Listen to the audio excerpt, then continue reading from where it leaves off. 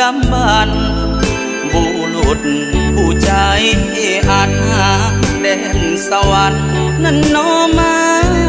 กมีเลือดนักต่อสู้คือพ่อกระดวดผู้เรื่องลือนาสมสื่อว่าถิ่นแดนงามโอ้นครสวรรค์แดนนี้ผู้คนเอื้อเฟื้อคอยจุนเจือโอบอ้อมอารี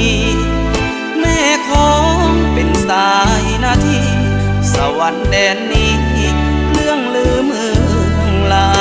วบุรุษยิ่งใหญ่คือทานไกรสอนพรหมวิหาร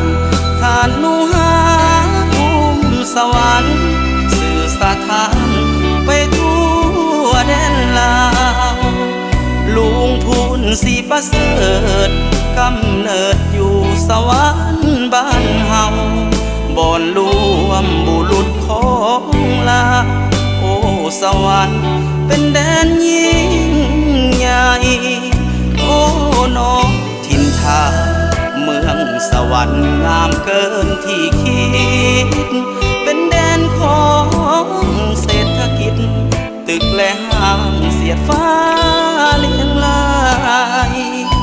ถนนหนทางยามลาตรีสว่างสวายโฮงจักโฮงงานมากมายสวรรค์วันใหม่เห็นแล้วสื่นโซ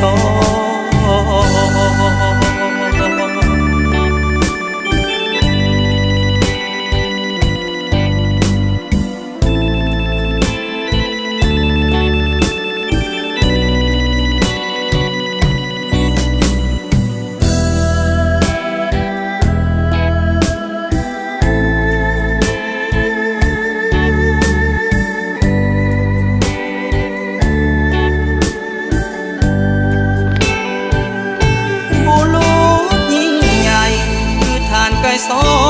นพรหมวิหารทานนุหาภูมิสวรรค์สื่อสถานไปทั่วแดนลาวลุงพูนสีประเสริฐกำเนิดอยู่สวรรค์บ้านเฮาบ่อนร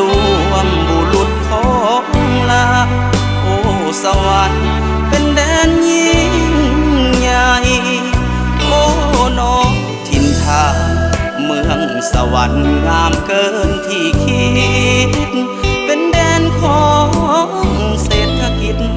ตึกและห้างเสียดฟ้าเลี้ยงลายถนนหนทางยามลาตรี